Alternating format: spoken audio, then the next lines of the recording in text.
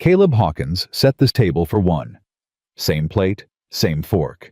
Same silence that had swallowed him whole for 6 long years. Then came the knock. 3 sharp raps that split the howling wind like a gunshot. He didn't answer. Hadn't answered anyone in years. But when he heard the child crying that thin, desperate wail cutting through the storm, his hand moved to the door handle before his mind could stop it. What he found on his porch would crack open every wall he'd spent 6 winters building. Subscribe now and follow this story to the very end. Comment your city below. I want to see how far this tale travels. The wedding ring hung heavy against Caleb Hawkins's chest. He touched it through his shirt the way he did every evening. A ritual, a punishment. A reminder of what happened when a man let himself love something in this God-forsaken world. The kitchen smelled of roasted venison and fresh bread. Too much food for one man. Always too much. He couldn't seem to stop cooking for 4, even though 3 of those places had been empty since the spring of 1881. 6 years. 6 years of silence. 6 years of eating alone at a table built for a family. 6 years of waking up reaching for a woman who wasn't there listening for children's laughter that would never come again. Caleb pulled out his chair. The same chair, head of the table, where a husband and father ought to sit. The other chairs stayed pushed in. Hadn't been moved since he'd buried them. He bowed his head. Lips moved in a grace he no longer believed anyone heard. Lord, 3 sharp knocks shattered the silence. Caleb's hand froze halfway to his fork, his jaw locked tight. No one came here. Not anymore. The town of Stevensville had learned to leave the bitter rancher alone. The sheriff stopped checking on him after year 2. The church ladies stopped bringing casseroles after year 3. By year 4, folks crossed the street when they saw him coming. That suited Caleb just fine. The knocking came again, harder, desperate. He didn't move. Go away, he thought. Find help somewhere else. I've got nothing left to give. But then, a child's cry, thin and weak, nearly swallowed by the wind, but unmistakable. Caleb's chair scraped back before he could stop himself. His boots carried him to the door while his mind screamed warnings. Don't open it. Don't let anyone in. You know what happens when you let people in. His hand found the handle. He pulled. The wind hit him first. Bitter Montana cold that cut straight through his flannel shirt. Snow swirled in stinging his face. Then he saw them. A woman. Gaunt. Cheekbones sharp as knives beneath skin stretched too tight. Her dress hung loose on a frame that had known too much hunger. Her eyes. God, her eyes held the wild, desperate brightness of someone who'd walked too far on too little hope. Behind her, 3 children huddled against the storm. The oldest girl stood straight despite her shivering. 11, maybe 12. Trying so hard to look brave that it hurt to watch. Her lips were colorless, her eyes too large in her thin face. A younger girl, 7 or so, pressed against her sister. Shaking so hard her teeth rattled. She stared up at Caleb with a question in her eyes. And the littlest Caleb's breath caught. The littlest girl couldn't have been more than 4. She clung to her mother's ragged skirt with tiny fists, face buried in the worn fabric. When she looked up at him, Caleb felt the ground shift beneath his feet. Green eyes, pale as spring leaves. Eleanor's eyes, his dead wife's eyes staring at him from a stranger's face. Please. The woman's voice cracked like thin ice. My children haven't eaten in 3 days. I saw your light. I'm begging you, sir. Anything you can spare. A crust of bread. Some water. Please. Caleb gripped the doorframe until his knuckles went white. Every instinct screamed at him. Close the door. Protect yourself. You've paid your dues to the world. You owe these strangers nothing. But those green eyes kept staring. We won't trouble you, the woman whispered. Just something for the girls. Then we'll go, I swear it. The 7-year-old spoke up, voice trembling. Mama, I'm so cold. I know, baby, I know. Hush now. My feet hurt. I know they do. The oldest girl put her arm around her sister, pulled her close, took charge the way a child shouldn't have to. It's okay, Maggie. It's okay. We'll be fine. But her voice shook on the lie. The littlest girl looked up at Caleb again. Those green eyes. That trusting face. Please, Mr. Cowboy, she whispered. I'm hungry. Something cracked in Caleb's chest. Something that had been frozen solid for 6 winters. Get inside. The words came out rough, unused to kindness. All of you. Now. Before you freeze to death on my porch. The woman stared at him. Disbelief written across every line of her face.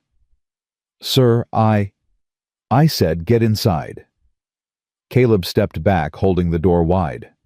I ain't gonna repeat myself. She hesitated. Just a moment.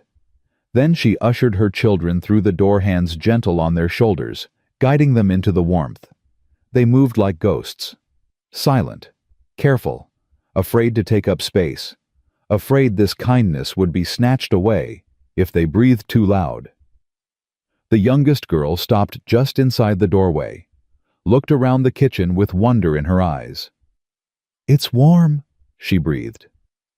Mama, it's so warm. The mother's composure cracked, just for a second. Her hand flew to her mouth, stifling a sound that might have been a sob. Yes, baby, it's warm. Caleb shut the door. The wind howled outside, shut out now. Inside, 4 strangers stood dripping melted snow onto his clean floor, staring at him with hollow eyes. He'd made a mistake. He knew it already. Could feel it in his bones. But the littlest girl's green eyes watched him. And he couldn't. God help him, he couldn't send them back into the storm.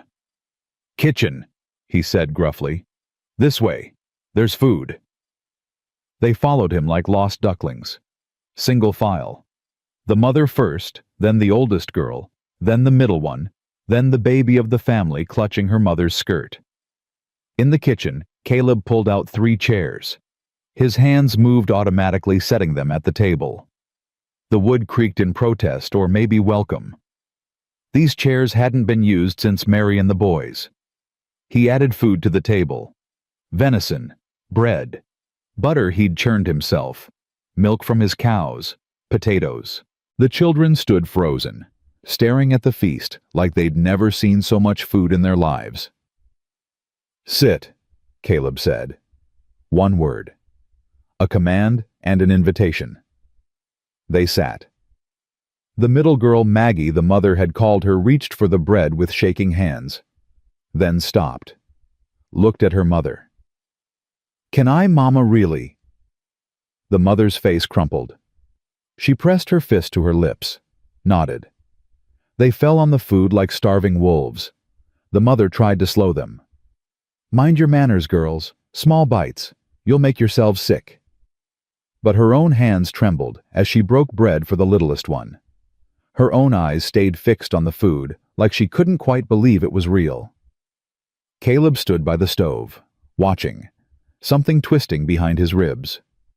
The oldest girl ate with careful precision, cutting her meat into small pieces, chewing thoroughly, being proper even while starving. Maggie had no such restraint. She stuffed bread into her mouth, barely chewing before swallowing. And the little one? The one with Eleanor's eyes, she held her cup of milk with both hands, drinking like she'd never tasted anything so wonderful. What's your name? Caleb heard himself ask. The woman looked up, startled, like she'd forgotten he was there. Hannah, she said quietly. Hannah Lowell, this is Clara. She touched the oldest girl's shoulder. Maggie, the middle one, and Rose, the baby. Rose. Of course her name was Rose. Caleb turned away, busied himself at the stove, didn't trust his face. You got a husband somewhere? He asked. His voice came out harder than he intended. Someone who should have been keeping you fed. Silence. Then Hannah's voice, quiet and steady. He's dead. Died last spring. Fever took him. Family? None that want us. Caleb turned back. How'd you end up on my porch in a blizzard? Hannah met his eyes. Something fierce in her gaze. Our wagon broke down 2 miles back. Axle snapped clean through. We've been walking since noon. In this weather, with children. Didn't have much choice, did I? Clara spoke up. Her voice was too old for her years. Mama said we'd find shelter before nightfall. She promised.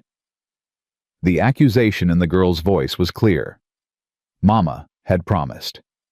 And Mama had almost let them freeze. Hannah's face tightened. And we did find shelter.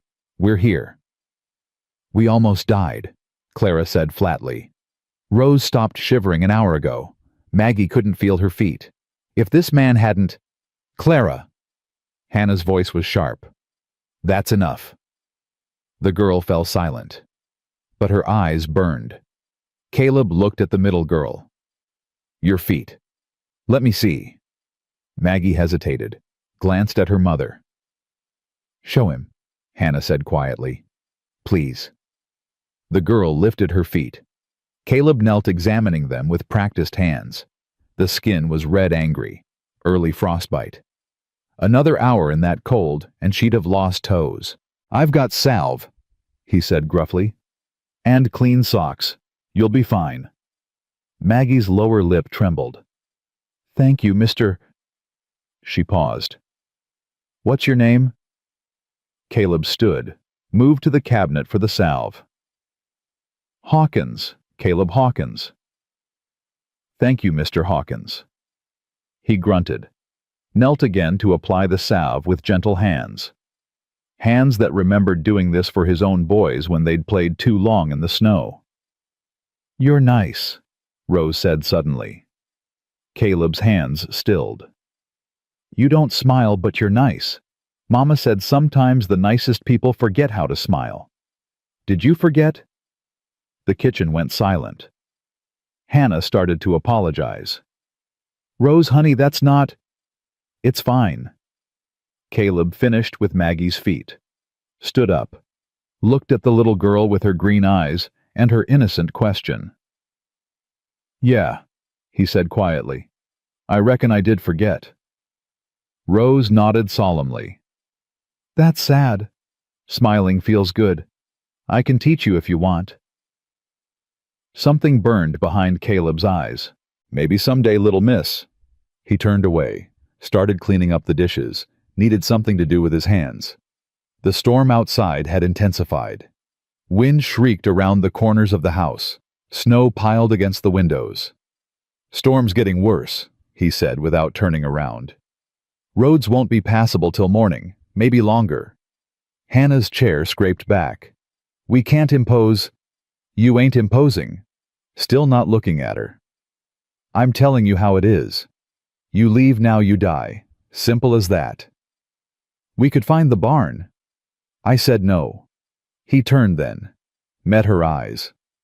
I've got spare rooms, beds that ain't been slept in for years. You and your girls will use them tonight. Hannah's chin lifted, pride and desperation warring in her face. I don't need charity. It ain't charity, it's common decency. Something I've been short on for a while now. Caleb wiped his hands on a cloth. You can pay me back by helping with chores tomorrow if it eases your conscience. But tonight, you sleep under a roof in real beds with full bellies. That's final. They stared at each other. Two stubborn people. Two people who'd learned the hard way what it meant to rely on others. Clara broke the standoff. Mama, please. Rose is exhausted. Maggie's feet hurt. Her voice cracked. I'm so tired. Hannah's resistance crumbled, all at once like a wall giving way. All right, she whispered. All right, just for tonight. Caleb nodded. I'll show you the rooms. He led them upstairs. Every step felt strange. He hadn't climbed these stairs in years, hadn't been able to face the empty bedrooms. He pushed open the first door, the room that had been meant for guests. Clean sheets aired out regularly because he couldn't help himself. 2 beds in here, he said. Older girls can share, one little one takes the other. Hannah peered inside. Her face softened at the clean quilts, the thick mattresses. "It's beautiful," she breathed. "It's just a room." "Mr. Hawkins!" Hannah turned to face him. Her eyes shone. "You have no idea what this means." Caleb looked away. "There's a room across the hall for you. Washroom at the end. I'll leave extra blankets outside your door." He started to leave. "Why?" Hannah's question stopped him. "Why are you doing this? You don't know us. You clearly don't want us here. I can see it in your face every time you look at us. So why?" Caleb stood with his back to her, one hand on the doorframe. "Why?" Because a little girl has his dead wife's eyes. Because children shouldn't starve on Thanksgiving Eve. Because he'd spent 6 years building walls, and one desperate knock had started to crack them.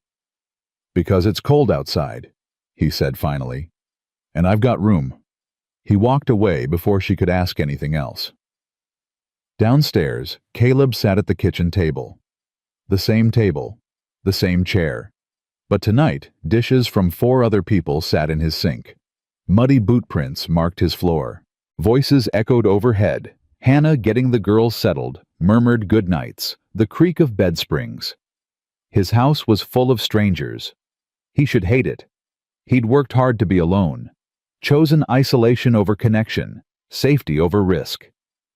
But sitting there in the lamplight, listening to a child's giggle drift down from upstairs, Caleb felt something he hadn't felt in 6 years. He didn't have a name for it. Didn't want to. He touched the wedding ring through his shirt. Eleanor's ring worn on a chain because he couldn't bear to put it away, but couldn't bear to wear it either. "I don't know what I'm doing," he said to the empty room. To Eleanor. To God. To whoever might be listening. "I don't know what I'm doing."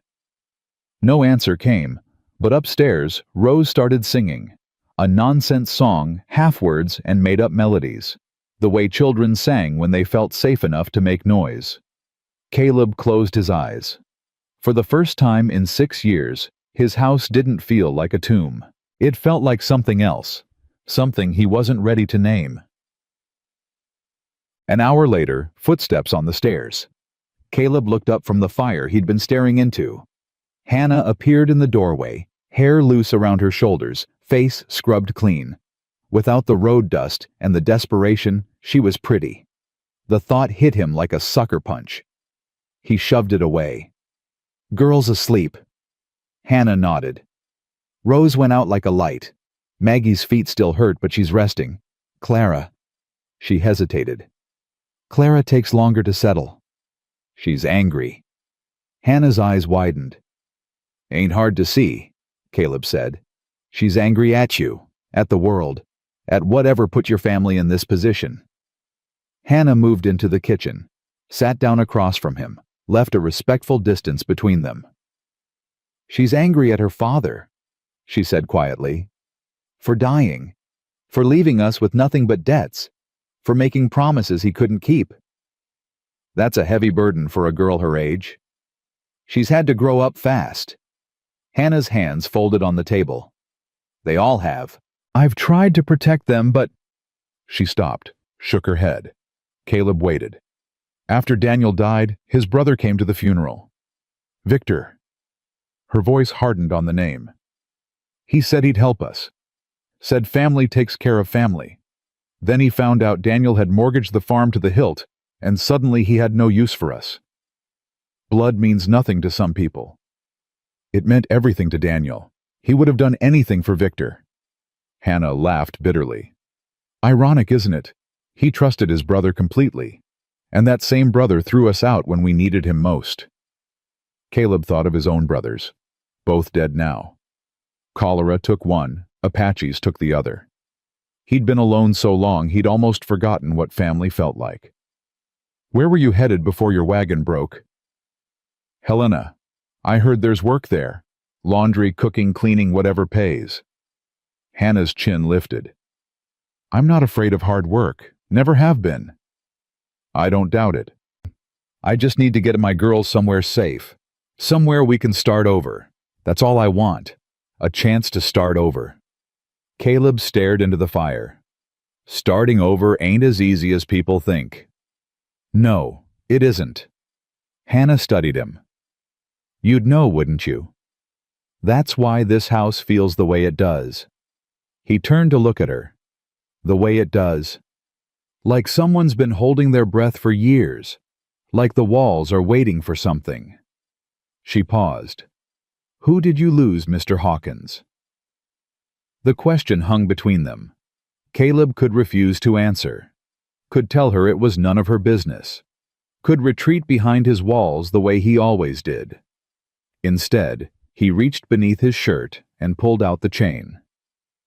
Let the wedding ring catch the firelight. My wife, Eleanor. His voice was rough.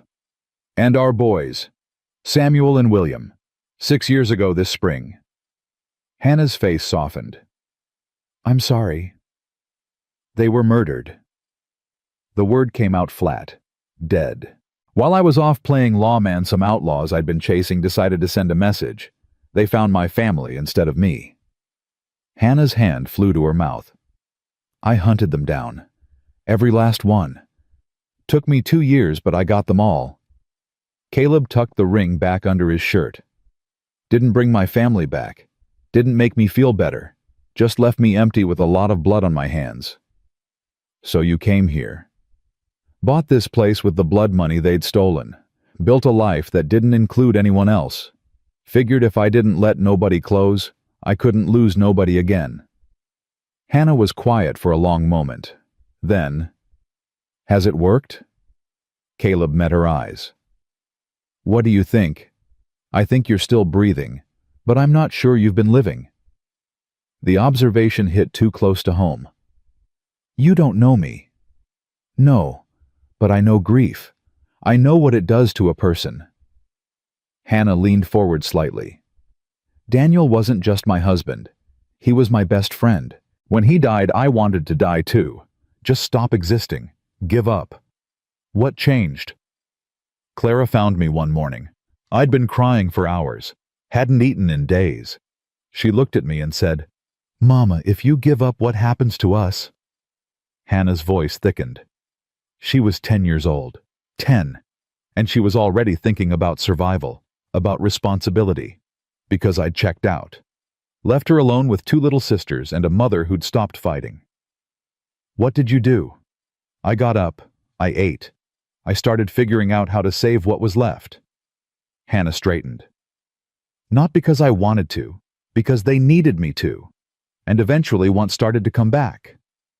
Caleb considered this. A woman who'd walked through her own fire, who'd made it to the other side. You're strong, he said finally. I had to be. They don't give you a choice. She smiled slightly. But I think you're strong too, Mr. Hawkins.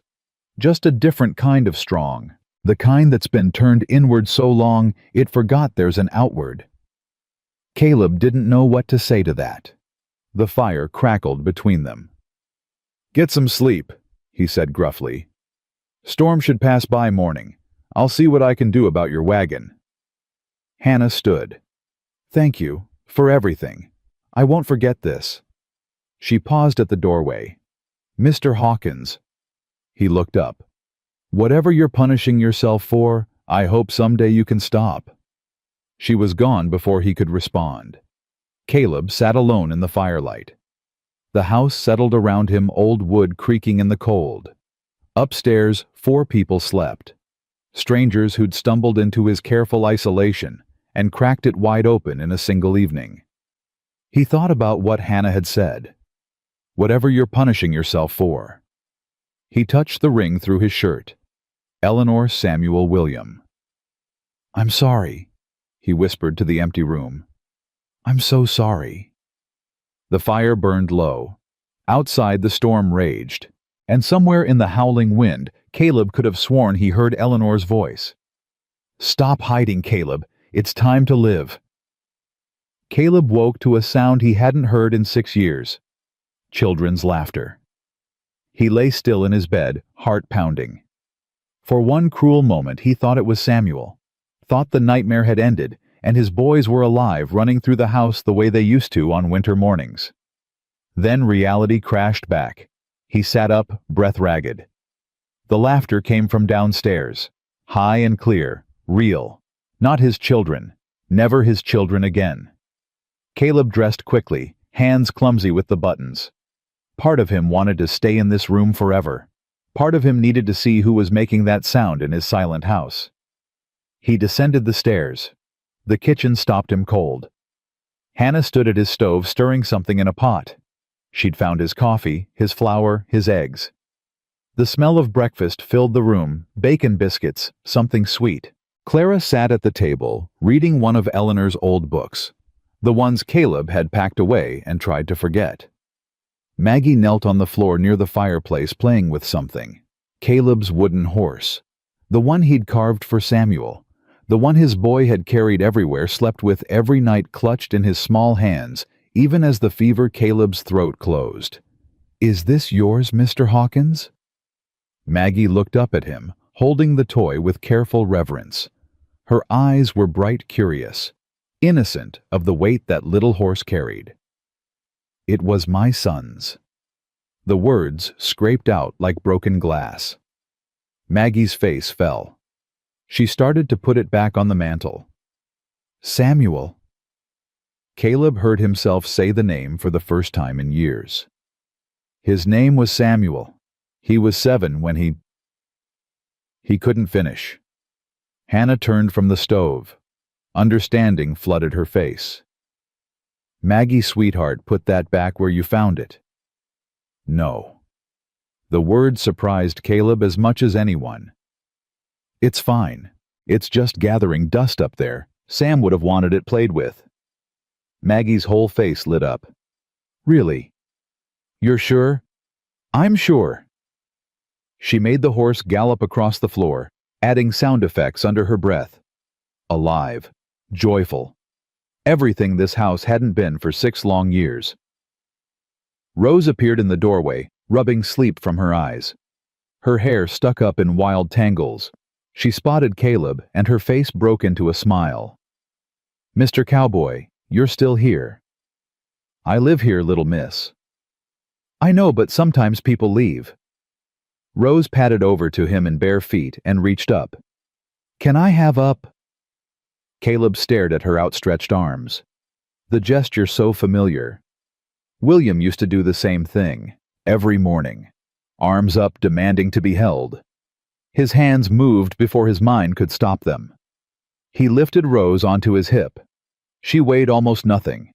Bird bones and wild hair, and those green eyes that gutted him every time he looked into them. "You're warm," Rose announced. She patted his cheek with one small hand. "And scratchy. Papa was scratchy too.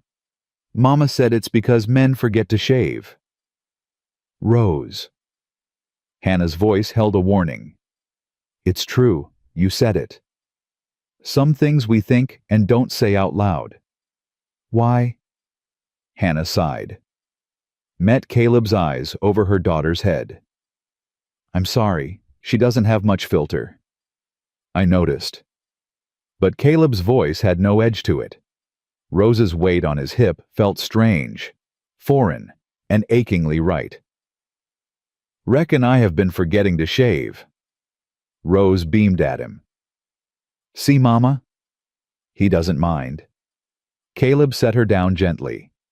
"Breakfast smells good." Hannah turned back to the stove. "I hope you don't mind. I couldn't sleep, and I'm not one for sitting idle. Figured I could earn our keep at least a little."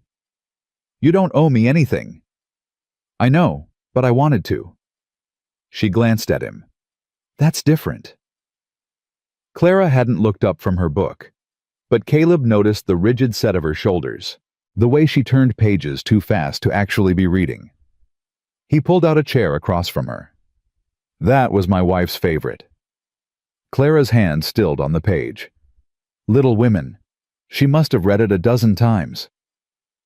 Caleb leaned back in his chair. "Always said she wanted our Ruth to read it someday. That was going to be her name. Ruth. If we'd had a daughter." Clara finally looked at him. Her eyes were guarded, suspicious. "Did you have a daughter?" "No, just the two boys, Samuel and William." Caleb paused. "They were 7 and 2 when they died." Something flickered in Clara's face. The suspicion cracked just slightly. "I'm sorry," she said quietly. "Mama told us not to ask about the empty rooms. Said it wasn't our business." "Your mama's a smart woman, but I don't mind." Caleb's voice dropped. "Gets lonely not talking about them, like they never existed at all." Clara considered this. Then carefully, "What were they like?" "Your boys." The question hit Caleb in the chest. No one had asked him that. Not once in 6 years.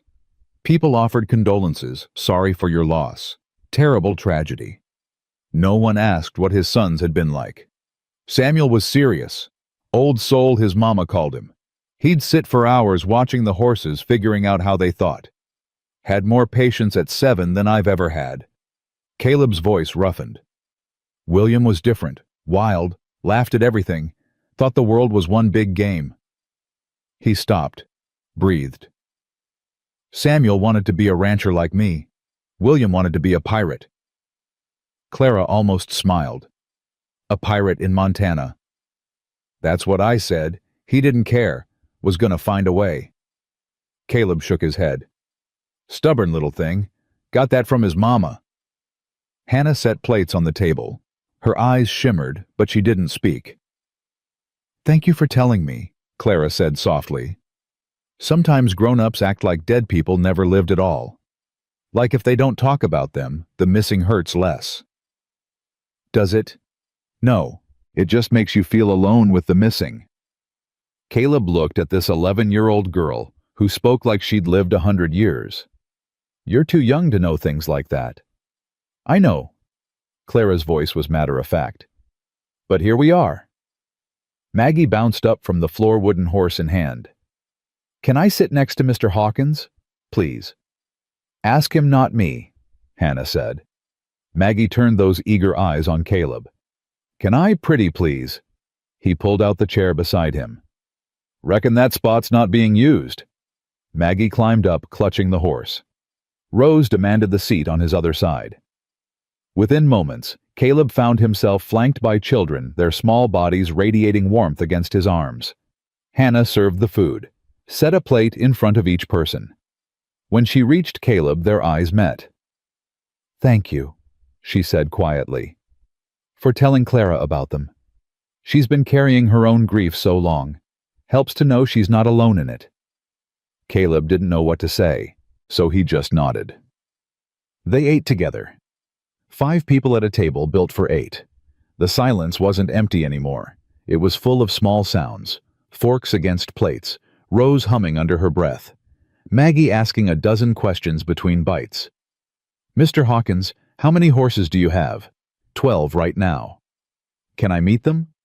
If your mama says it's all right. Mama, can I, please? Hannah sighed. After breakfast. And you stay right beside Mr. Hawkins. No running off. I promise. Clara spoke up. The storm sounds worse. She was right. Wind howled outside, rattling the windows. Snow drove against the glass in sheets. Caleb frowned. Worse than I expected. This could go on for days. Hannah's face tightened. Days we can't impose for days. You can and you will. Caleb's voice left no room for argument. You step outside in this, you die. Simple as that. Storm like this killed 3 families back in '81. I'm not adding 4 more to that count.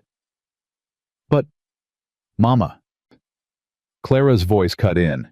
He's right. Look outside. We wouldn't make it 100 yards. Hannah looked at her eldest daughter. Something passed between them. A silent conversation. All right, Hannah said finally. But we work for our keep. I mean it, Mr. Hawkins. We're not charity cases. Never said you were. Good. Then you'll let us help. Cooking, cleaning, whatever needs doing. Her chin lifted. I'm also good with horses. My father was a farrier. I grew up in his shop. Caleb raised an eyebrow. That's so. That's so. I can shoe a horse, treat basic injuries, spot colic before it gets bad.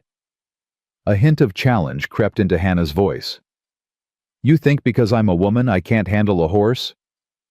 I think nothing of the kind. My Eleanor could outride most men in the territory. Caleb pushed back from the table. Storm or no storm, animals need tending. You want to help, you can help. Hannah stood. Clara, watch your sisters. Mama, I want to come too. Clara. The girl subsided, but her jaw set in a way that promised future arguments. Caleb pulled on his coat and boots. Hannah did the same, wrapping herself in her thin shawl. He frowned at it. That all you got? I had a coat. We had to trade it for food 3 days back. Without a word, Caleb crossed to the hook by the door. Eleanor's coat hung there. Heavy wool, good stitching. He hadn't been able to give it away. Hadn't been able to look at it either. He pulled it down and held it out. Hannah stared at it. I can't take that. You're not taking it. You're borrowing it. Lest you want to freeze before we reach the barn. Hannah hesitated. Then slowly she took the coat. Slipped it on. It fit her almost perfectly. Same height as Eleanor. Same slender frame. Caleb's chest ached. Thank you, Hannah said softly. He just nodded and opened the door. The cold hit them like a physical blow. Wind screamed across the yard, driving snow sideways. Caleb grabbed Hannah's arm, guiding her toward the barn. They pushed through drifts that reached their knees. Inside the barn, the howling dropped to a muffled roar. Horses shifted in their stalls, nickering at the intrusion. Hannah moved immediately to the nearest stall. Her hands ran over the horse's legs, checking for heat or swelling. Her movements were confident, practiced. This one's favoring her left front, Hannah said without looking up. Not serious. Probably just stiff from the cold. Caleb watched her work. The way she moved around the animal, speaking softly, keeping it calm. No fear, no hesitation. Where'd you learn to do that? My father, Thomas Reed. Best farrier in Kansas according to him. Hannah smiled slightly. He wasn't wrong. Folks came from 3 counties to have him shoe their horses. He's still alive? Died when I was 16. Heart gave out. Hannah moved to the next stall. Mama went a year later. Grief, the doctor said. I think she just decided living without him wasn't worth the trouble. You were on your own at 16. 17 by then, got work as a cook on a ranch, met Daniel. Her voice softened. He was kind, gentle, made me laugh. I thought I'd found my happy ending. Didn't work out that way. Does it ever? Hannah finished checking the second horse. He wasn't a bad man, just not a strong one. When times got hard, he folded instead of fighting. Left me to pick up the pieces. Caleb grabbed a pitchfork, started mucking out a stall. You angry at him? Sometimes. Mostly I'm just tired. Hannah took another pitchfork and started working beside him. Tired of being strong enough for everyone. Tired of holding things together while they fall apart around me. They worked in silence for a while. The rhythm of it, pitch, toss, repeat, was oddly companionable. Can I ask you something? Hannah said finally. You can ask, might not answer. Fair enough. She paused. Why do you have 3 empty bedrooms? A house this big, it's meant for a family, not one man alone. Caleb's hands stilled on the pitchfork. Built it for them, he said roughly. Eleanor and me, we planned to fill every room. Wanted a big family. Lots of children running around making noise, driving us crazy. What happened? William's birth was hard.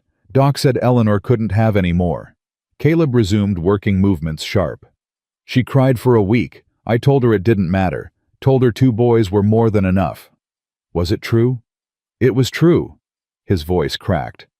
They were everything. Samuel and William. Everything I ever wanted. Hannah stopped working. Turned to face him. Then they were taken from you. Then they were taken from me. Caleb drove the pitchfork into the hay with sudden violence. And I couldn't protect them. Wasn't here to protect them. I was off playing hero chasing outlaws and they paid the price. That wasn't your fault. Wasn't it? He spun to face her. I made enemies. Dangerous men who wanted me dead. I knew the risks. I thought I could have both the badge and the family. I was wrong. Hannah held his gaze, didn't flinch. Do you really believe that your family died because you were a good man doing good work? They died because of choices I made. They died because evil men did evil things. That's not the same. Hannah stepped closer. I've been blaming myself for Daniel's debts, for losing our home, for dragging my girls across the territory in the dead of winter. But the truth is, I didn't create those problems. I've just been trying to survive them. It's not the same, isn't it? Hannah's voice was gentle, but relentless. You're not the first person to lose everything, Mr. Hawkins. You're not even the first person to blame yourself for things beyond your control. But punishing yourself forever doesn't bring them back. It just kills you slower. Caleb's hands shook. No one had talked to him like this. Not once in 6 years. Everyone else tiptoed around his grief, treated him like glass, let him rot in his guilt, because it was easier than confronting him. This woman, this stranger, had known him for less than a day, and she was tearing down walls he'd spent years building. You don't know what you're talking about, he said roughly. Maybe not. Hannah turned back to her work. But I know what it looks like when someone's given up on living. I see it every time I look at you. They finished the barn work in silence. But something had shifted between them. Something Caleb couldn't name, and wasn't sure he wanted to. When they returned to the house stamping snow from their boots, Maggie met them at the door. Mr. Hawkins. Clara found something in the attic. She says we have to ask if it's okay. Caleb frowned. What did she find? Clara appeared behind her sister. In her arms, she carried a wooden box. Caleb recognized it instantly. Eleanor's sewing kit. I'm sorry, Clara said quickly. Rose wanted to explore, and I was trying to keep her out of trouble, and we found this room with boxes, and I just... She swallowed. I can put it back. Caleb stared at the box. Eleanor's hands had touched that wood every day. She'd sit by the fire needle flashing, mending his shirts, making dresses for herself, creating tiny clothes for babies not yet born. Keep it, he heard himself say. Clara blinked. What? Keep it. Use it. Caleb's voice was rough. It's just been gathering dust. She'd have wanted someone to use it. Hannah's hand touched his arm. Light. Brief. Grounding. Thank you, Clara whispered. That night, Clara sat by the fire, carefully stitching a tear in Rose's dress. Her hands moved with more skill than Caleb expected. Eleanor's needles caught the firelight. Maggie curled on the rug, sleeping with the wooden horse tucked under her arm. Rose had demanded another story from Caleb. He'd told her about a horse named Thunder who could run faster than the wind. She'd fallen asleep halfway through, her small body warm against his side. Hannah watched them from across the room. Something soft in her eyes. You're good with them, she said quietly. They're easy to be good with. No, children aren't easy. You just make it look that way. Caleb looked down at Rose's sleeping face. I miss this, more than I knew. Tell me about Eleanor. The request startled him. No one asked about Eleanor. People asked about the tragedy, the murder, the manhunt. No one asked about the woman herself. She laughed at everything, found joy in the smallest things. First snow new colts, fresh bread from the oven. Caleb's voice dropped. Made me a better man just by loving me. How did you meet? Church social. I was 19. She was 17. Prettiest girl I'd ever seen. A ghost of a smile crossed his face. Took me 6 months to work up the courage to speak to her. What did you say? Asked if she wanted to dance. She said no. Hannah's eyebrows shot up. She said no? Said she didn't dance with boys who took 6 months to say hello. Said if I wanted her attention, I'd have to work for it. Hannah laughed softly. I like her already. She was something else, fierce and gentle all at once. When she decided I was worth her time, she never wavered. Not once in 12 years. You were lucky. I was. Caleb's eyes found the photograph on the shelf upright now, facing the room for the first time in years. I just didn't know how lucky until it was gone. Hannah was quiet for a moment. Then, I think she'd want you to be happy again. Maybe. Not maybe. I know. Hannah leaned forward. Because I want the same thing for my girls. If something happened to me, the last thing I'd want is for them to spend their lives mourning. I'd want them to find joy again, find love, find family. Caleb looked at her. Really looked. This woman who'd walked through fire and kept walking. Who'd lost everything and still got up every morning. Who challenged him when everyone else just left him alone. You're a remarkable woman, Hannah Lowell. She smiled. Small, but real. I'm a tired woman who's done remarkable things because I didn't have a choice. There's a difference. I don't think so. Their eyes held. The fire crackled. Rose stirred against Caleb's side, murmuring in her sleep. And somewhere deep in his chest, ice continued to melt. 5 days passed. 5 days of blizzard winds and buried roads. 5 days of meals shared at a table that no longer felt too big. 5 days of children's laughter filling rooms that had known only silence. Caleb found himself waking earlier each morning.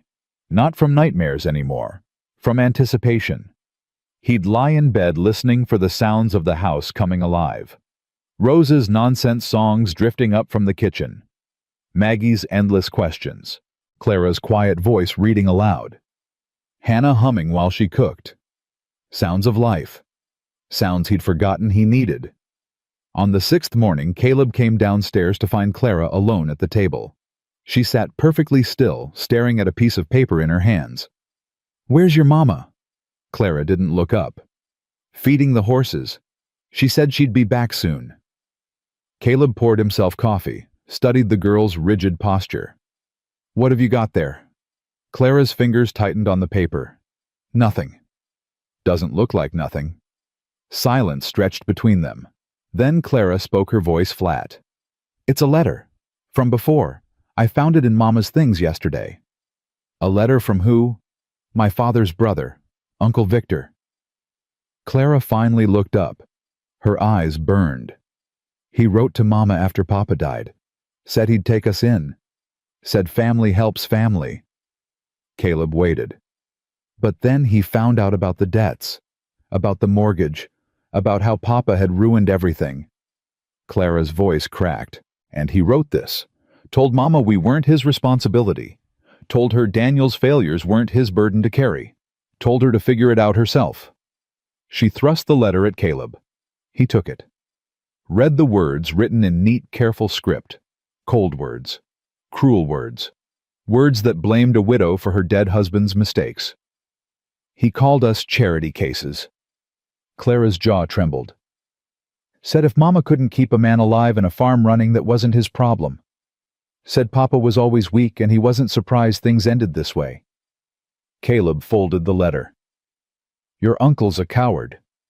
He's a monster. That too. Caleb handed the paper back. You shouldn't be reading this. I needed to know. Mama tries to protect us from everything, but I'm not a child. Clara stood abruptly. I'm 11. I know what hunger feels like. I know what it means when Mama gives us her food and pretends she's not hungry. I know we've been running for months with no place to go. Your Mama's doing her best. I know she is. That's what makes me so angry. Clara's hands balled into fists. She's doing everything right and the world keeps punishing her for it. Papa made the mistakes. Papa took the loans. Papa died and left us with nothing. But Mama's the one who has to fix it. Caleb recognized the fury in her eyes. He'd felt it himself 6 years ago. Rage at a world that took without asking and gave nothing back. "Life ain't fair," he said quietly. "You're old enough to know that by now." "Fair has nothing to do with it. I just want—" Clara stopped, breathed. "I just want somewhere safe. For Mama. For Maggie and Rose. Somewhere we can stop running. And for yourself." Clara's expression flickered. "I don't matter." "Yes, you do." "No, I don't." She said it like a fact, like the sky being blue or water being wet. "Someone has to take care of them. That's my job now. What I want doesn't figure into it." Caleb's chest ached. 11 years old, carrying a weight no child should carry, erasing herself to hold her family together. "Sit down," he said. Clara hesitated. "Please." She sat. Caleb took the chair across from her. "You know what I did for a living before I came here. Mama said you were a lawman. U.S. Marshal, spent 10 years chasing outlaws across 3 territories, caught a lot of them too." Caleb paused. "You know what I learned in all those years?" Clara shook her head. "I learned that the people who take care of everyone else usually forget to take care of themselves. They give and give and give until there's nothing left. Then they break." Caleb leaned forward. "You're 11, Clara. You shouldn't be your family's protector. That's not your job." "Then whose job is it? Papa's dead. There's no one else." "Maybe there could be." Clara's eyes narrowed. "What does that mean?" Before Caleb could answer, the door opened. Hannah stepped inside, shaking snow from her hair. She took one look at their faces and stopped. "What's wrong?" "Nothing." Clara stood quickly. "I'm going to check on Maggie and Rose." She disappeared upstairs before Hannah could respond. Hannah watched her go, then turned to Caleb. "What happened?" Caleb handed her the letter. Hannah's face went pale as she read it. "Where did she—" She stopped, closed her eyes. "I hid this. I thought I hid this." She found it. "She shouldn't have seen this. He said such terrible things about Daniel, about me, about—" Hannah's voice broke. "He called my girls burdens, said I should have left them with the church and started over alone.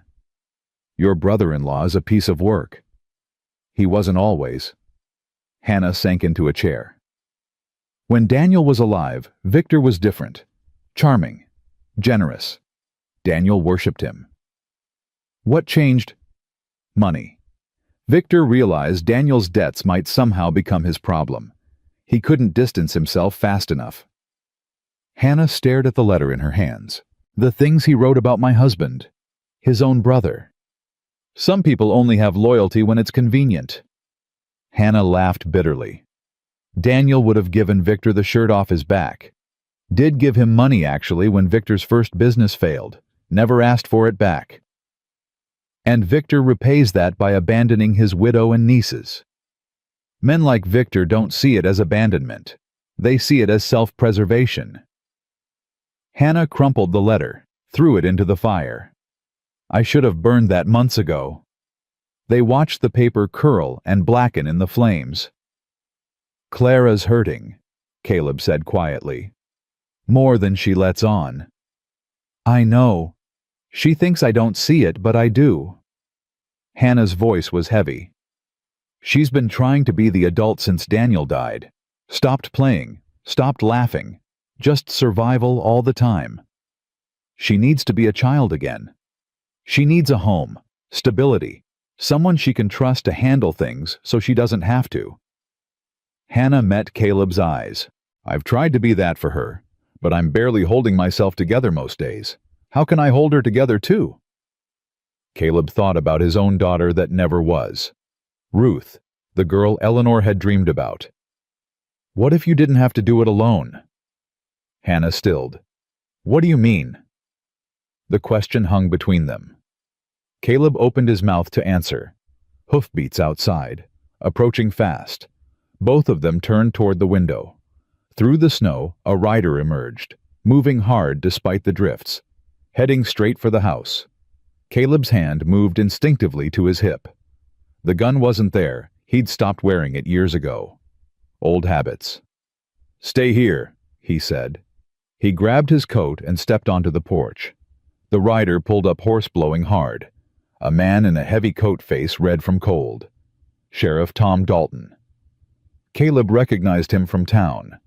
Older now, slower, but still wearing the badge. "Hawkins." The sheriff tipped his hat. "Didn't expect to make it through those drifts, but I got news that couldn't wait." "What kind of news?" "There's a man in town asking questions. Came in on yesterday's stage from Helena." Dalton's eyes flicked to the house behind Caleb. "Asking about a widow woman with 3 girls. Name of Lowell." Caleb's jaw tightened. "What's he want with her?" "Claims to be family. Says he's got legal papers. Something about guardianship of the children." The door opened behind him. Hannah stepped out, face pale. "Victor," she breathed. "Oh, God. He found us." Dalton looked between them. "So you know this fella?" "He's my husband's brother." Hannah's voice shook. "He doesn't want to help us. He wants the girls." "Why would he want—" "Because of the land." Hannah's eyes widened with sudden realization. "Daniel's land. We lost it to the bank, but there's a parcel out near Billings. Daniel inherited it from our grandfather, but it was in dispute. If Daniel's children have a claim to it, then whoever controls the children controls the land," Caleb finished. "Victor doesn't care about my girls. He never has. But if that land is worth something now—" Hannah's hands fisted at her sides. "He'd use them, discard them the moment he got what he wanted." Dalton shifted uncomfortably. "Ma'am, I'm not here to make trouble. Just thought you should know someone's looking. He's been asking around town, showing a photograph." "A photograph of what?" "The children. Says they were taken from their rightful guardian. Says you kidnapped them." Hannah's face went white. "I'm their mother."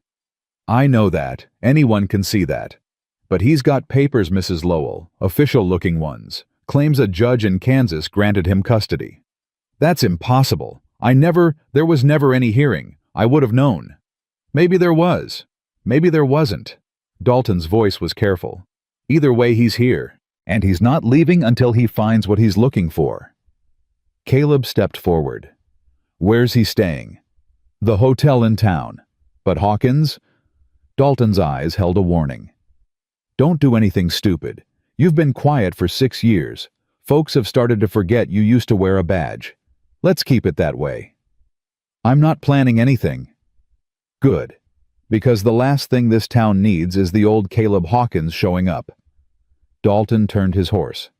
"I've said my piece. What you do with it is your business. But that man in town, he strikes me as the type who doesn't give up easy." He rode off into the snow. Hannah stood frozen on the porch. Her breath came in short, sharp gasps. "He can't take them. He can't. They're my children. Mine. He won't." Hannah spun to face Caleb. "You don't know Victor. He's charming, persuasive. He'll convince people I'm unfit. He'll say I've been dragging them through danger, exposing them to hardship." "Hannah. And a judge will listen to him because he's a man with money and I'm just a widow with nothing." "Hannah." Caleb gripped her shoulders. "Look at me." She stopped, met his eyes. Tears streamed down her face. "He's not taking your children. I won't let that happen." "How can you stop him? You don't even know us. We've been here a week. A week. Why would you—" "Because no child should be used as a pawn." Caleb's voice was hard. "Because I've seen what happens when good people get trampled by bad ones. Because—" He stopped. "Because your daughters have started to feel like mine." He couldn't say it. The words were too big, too dangerous. "Let's get inside," he said instead. "We need to think." The kitchen felt smaller with fear crowding in. Clara had come downstairs. She stood in the corner, arms wrapped around herself, face pale. "I heard," she said quietly. "Uncle Victor's here." Hannah crossed to her daughter. "It's going to be all right, sweetheart." "No, it's not." Clara's voice was steady, too steady. "He's going to take us away, make us live with him, make us—" That's not going to happen. You can't promise that. Clara looked at her mother with old, tired eyes. You couldn't promise Papa wouldn't die. Couldn't promise we'd keep the farm. Couldn't promise we'd find somewhere safe. Some things you just can't control. Hannah flinched like she'd been slapped. Caleb stepped forward. Clara, your mama's right. Victor's not taking you anywhere. With respect, Mr. Hawkins, you're one man. Victor has money, lawyers, judges who owe him favors. Clara's chin lifted. I've seen how the world works. People like us don't win against people like him. People like you. Poor, powerless, female. Clara said the words without bitterness. Just fact. The world doesn't care about us. Never has. The room fell silent. Maggie and Rose appeared at the top of the stairs. Maggie's face was pale. Rose clutched Buttercup to her chest. Mama? Why is everyone sad? Hannah wiped her eyes quickly. It's nothing, baby. Grown-up talk. Clara's crying. I'm not crying. But Clara's voice wavered. I'm fine. Rose descended the stairs slowly, walked straight to Caleb, reached up for him. He lifted her automatically. She wrapped her arms around his neck, face pressed to his shoulder. Don't let the bad man take us, she whispered. Please, Mr. Cowboy, don't let him. Caleb's arms tightened around her small body. 6 years of walls. 6 years of keeping everyone out. 6 years of telling himself he'd never care about anyone again. All of it crumbled. I won't, he said. I promise. Hannah's eyes met his across the room. Hope and fear tangled in her face. Caleb, I made a promise. His voice was rough. I don't break promises. But how? What can we do if Victor has legal documents? Then we get our own. Caleb set Rose down gently, turned to face Hannah. I know people, from my martial days, lawyers, judges, people who owe me favors. You've been out here alone for 6 years. Those connections are still there. Trust me. Caleb's jaw set. A man doesn't spend 10 years putting criminals away without making friends in useful places. Clara spoke up. What about until then? What if Victor comes here? What if he tries to take us before you can do anything? Caleb looked at her, at this 11-year-old girl who'd been forced to think like a general planning for war. He won't get past me. But, Clara. Caleb knelt to her level. You've been fighting alone for a long time. So has your mama. You don't have to anymore. Clara's lip trembled. You barely know us. I know enough. Caleb stood. I know your mama's the strongest woman I've met since my wife died. I know Maggie's got more curiosity than 10 children put together. I know Rose believes the world is good even after everything she's been through. And I know you. He paused. I know you've been carrying your family on your shoulders, trying to protect everyone, forgetting you're just a kid who deserves to be protected too. Tears spilled down Clara's cheeks. She didn't wipe them away. I don't know how to stop, she whispered. You don't have to stop caring. Just let someone help carry the weight. Clara stood frozen for a long moment. Then she moved, threw her arms around Caleb's waist, buried her face in his shirt. He held her while she cried, really cried. All the grief and fear and exhaustion of the past year pouring out in sobs that shook her thin frame. Hannah watched tears streaming down her own face. Maggie crossed to her mother. Mama, is Clara okay? She will be, baby. She will be. Rose tugged on Caleb's sleeve. Mr. Cowboy is the bad man going to hurt us. Caleb looked down at her. Those green eyes. Eleanor's eyes. No, he said. The bad man isn't going to hurt anyone, I promise. Rose nodded solemnly. Good. Because Buttercup doesn't like bad men. She bites. Despite everything, Caleb almost smiled. Clara pulled back, wiped her face with her sleeve. I'm sorry. I don't usually... Don't apologize, ever, for feeling things. Caleb squeezed her shoulder. Your daddy might have been weak in some ways, but he raised a strong daughter. He'd be proud of you. Clara's face crumpled again. You think so? I know so. Hannah stepped forward, gathered all three of her daughters into her arms. We're going to be okay, she said. I don't know how yet, but we are, because we're not alone anymore. Her eyes found Caleb's over her daughters' heads. Are we? She asked softly. Alone. Caleb thought about the empty house, the empty years, the careful isolation he'd built to protect himself from ever hurting again. Then he thought about laughter at breakfast, small hands reaching up for him, a woman who saw through his walls and challenged him anyway. No, he said, you're not alone. The words felt like a vow, like the beginning of something, or maybe the end of something else. Either way, Caleb Hawkins knew his life had just changed forever. 2 days later, Victor Crane came to the ranch. Caleb saw him from the barn, a man on a fine horse picking his way through the snow-covered road, expensive coat, polished boots, the kind of man who'd never done an honest day's work in his life. He set down the pitchfork, wiped his hands, walked toward the house. Hannah stood at the kitchen window, face pale. She'd seen him too. Take the girls upstairs, Caleb said quietly. Don't come down until I tell you. Caleb, I should be there. They're my children. And he'll use that against you. Every word you say, every emotion you show, he'll twist it. Caleb met her eyes. Let me handle this, please. Hannah hesitated, then nodded. Clara Maggie rose. Upstairs, now. Clara understood immediately. She grabbed her sister's hands and pulled them toward the stairs. But I want to see, Maggie protested. Upstairs. Clara's voice was sharp, scared. Come on. The door closed behind them just as the knock came. Caleb took a breath, opened the door. Victor Crane was younger than he'd expected. Mid-30s maybe, handsome in a slick, practiced way. His smile didn't reach his eyes. Mr. Hawkins, I presume. Victor removed his hat. Victor Crane, I believe you have something that belongs to me.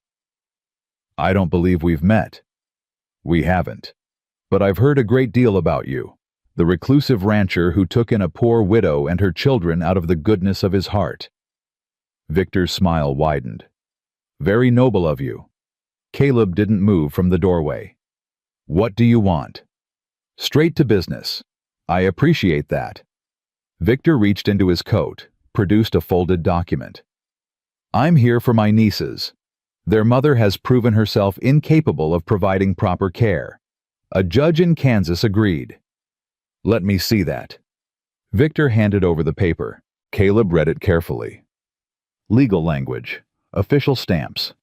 A judge's signature granting temporary guardianship to Victor Crane, pending a full custody hearing. This says temporary, Caleb noted. For now, the full hearing will make it permanent. Victor's voice dripped false concern. Those poor girls have been dragged across the territory by a woman who can't feed them, can't shelter them, can't keep them safe. They deserve better. And you're better. I can provide for them. A proper home. Education. Opportunity. Victor spread his hands. Everything their father would have wanted. Their father's dead because he trusted you. Victor's smile flickered. I beg your pardon. Hannah told me. Daniel gave you money when your business failed, never asked for it back. Then he died and you turned his widow away. Caleb's voice was flat. Real family loyalty there. Daniel's debts were not my responsibility. Neither were his daughters. Yet here you are. Victor's mask slipped slightly. Something cold showed beneath. The land. Caleb continued. That's what this is about. The parcel near Billings.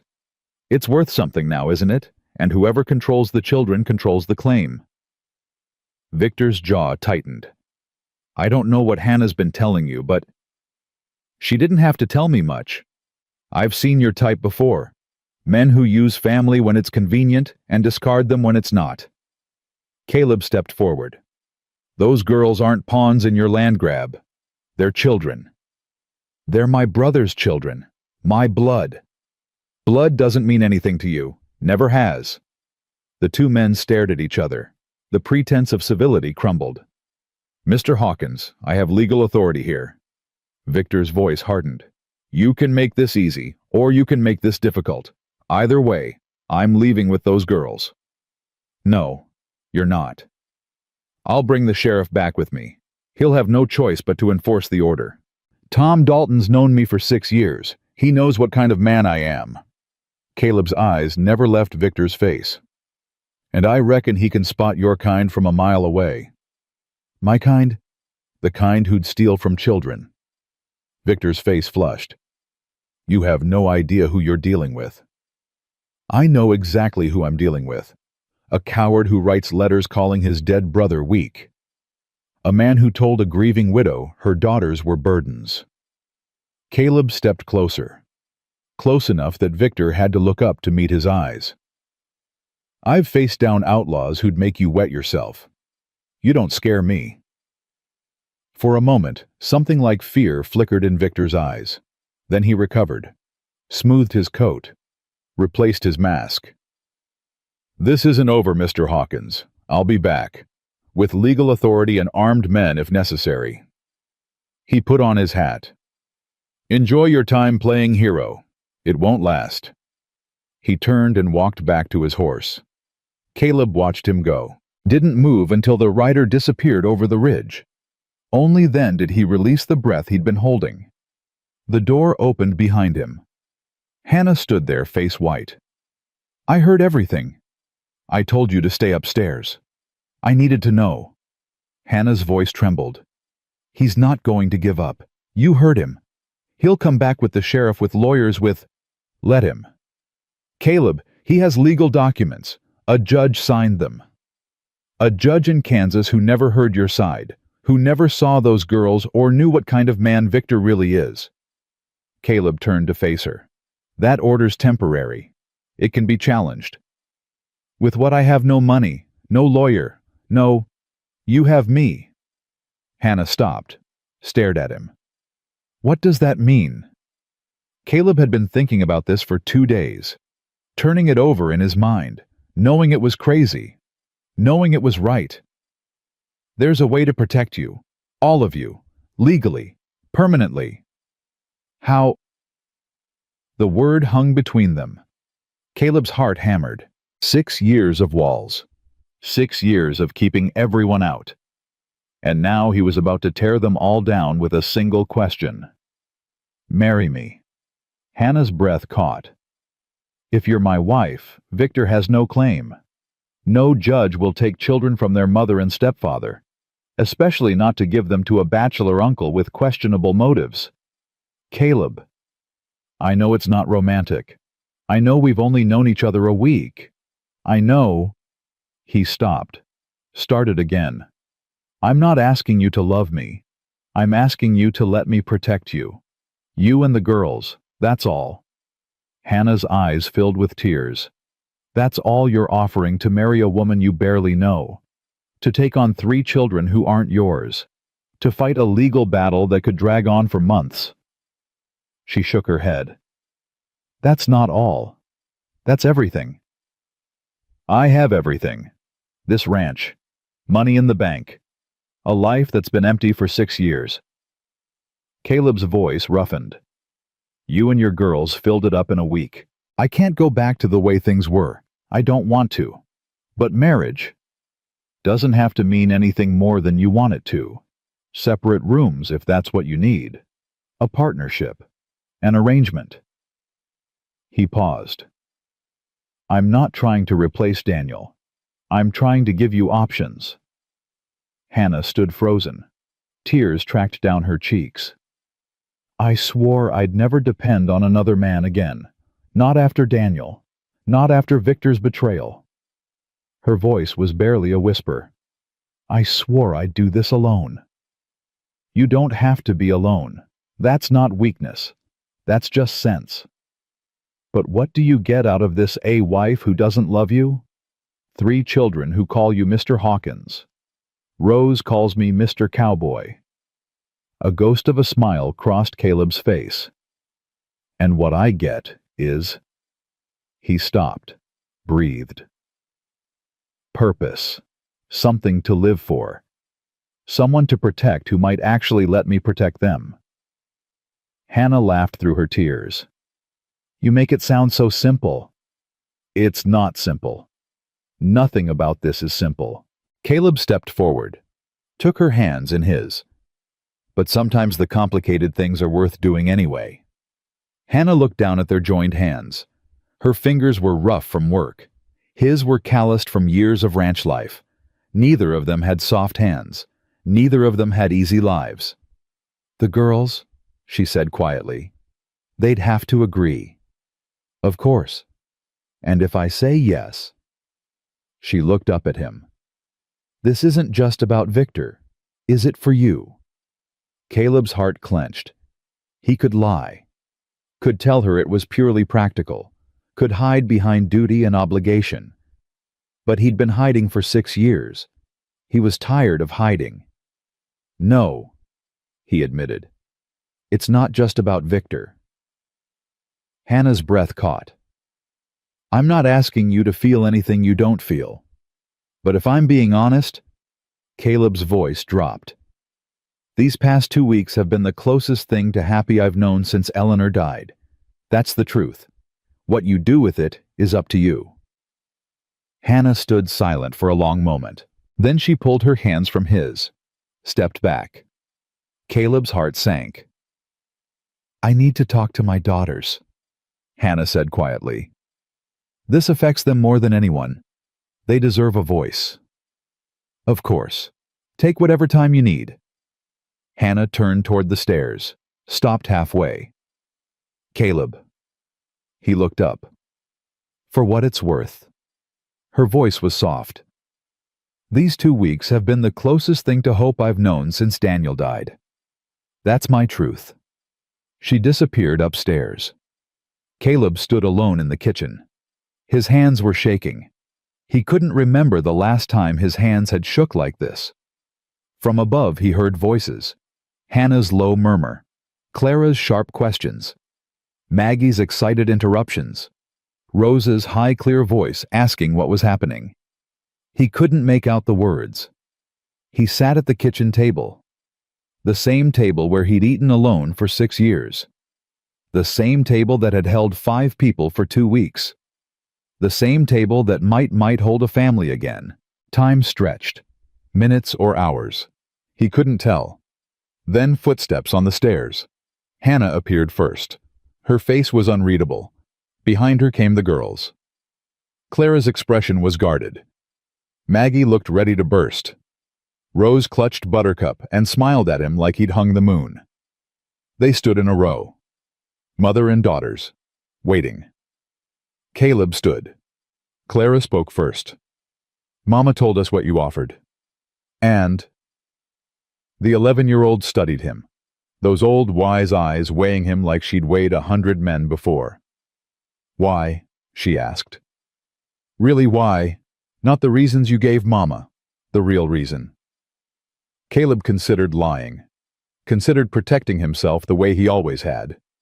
Instead, he told the truth. Because I had a family once, a wife I loved, sons who made me believe in the future. They were taken from me, and I thought I'd never have that again. Never wanted to. He paused. Then you knocked on my door. You and your sisters and your mama, and I remembered what it felt like to not be alone. Clara's expression didn't change. That's not our responsibility. Your loneliness isn't ours to fix. No, it's not. Caleb met her eyes. I'm not asking you to fix me. I'm asking you to let me be part of something again. A family. Even if it's just on paper. Even if it doesn't feel real at first. What if it never feels real? Then at least you'll be safe. Fed. Sheltered. Protected from men like your uncle. Caleb's voice softened. And maybe in time you might find this isn't such a bad place to land. Clara was silent for a long moment. Then she turned to her sisters. Maggie rose. What do you think? Maggie bounced on her heels. I think it's wonderful Mr. Hawkins has horses and books and he let me play with the wooden horse and he makes breakfast and he's nice, even though he doesn't smile and… Maggie, simple answer. Yes, I say yes. All eyes turned to Rose. The 4-year-old looked up at Caleb. Those green eyes, Eleanor's eyes. If you marry Mama, does that make you our papa? Caleb's throat closed. He knelt down to Rose's level. Only if you want it to. I won't replace your real papa. But I could… He struggled for words. I could be someone who takes care of you, protects you, loves you like a papa would. Rose considered this with the gravity only a 4-year-old could muster. Buttercup says yes. She held up her doll. And I say yes too. But… She paused.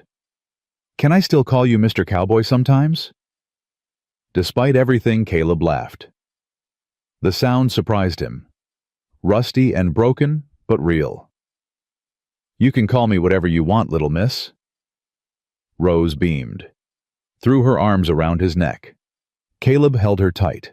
So small, so trusting, so full of life. Over her shoulder he looked at Clara. The 11-year-old's expression had changed. Something had cracked behind her careful mask. Not surrender, not defeat. Something closer to hope. I don't trust easy, Clara said quietly. People have disappointed me too many times. I know. If you hurt my mother, I won't.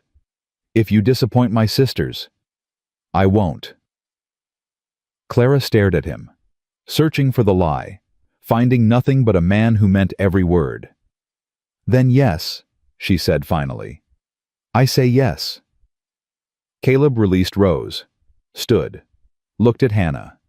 She stood with tears streaming down her face. Not sad tears, something else, something like wonder. Well, Caleb said roughly, seems I've got 3 votes in my favor. What about the 4th? Hannah laughed through her tears. You're an impossible man, Caleb Hawkins. That's not an answer. Yes. The word came out like a prayer. Yes, I'll marry you. Maggie squealed. Rose clapped her hands. Even Clara smiled small and guarded but real. Hannah crossed to Caleb, took his hands again. This is crazy, she whispered. Probably. We barely know each other. We'll learn. Victor will fight us. It won't be easy. Nothing worth having ever is. Hannah looked up at him. Her eyes were bright, hopeful, afraid and brave all at once. Thank you, she said softly, for giving us a chance. Caleb squeezed her hands. Thank you for knocking on my door. That evening, after the girls were in bed, Caleb and Hannah sat by the fire. Not touching, not quite together, but closer than they'd been before. We should do it soon, Hannah said, before Victor can move against us. The Reverend in town.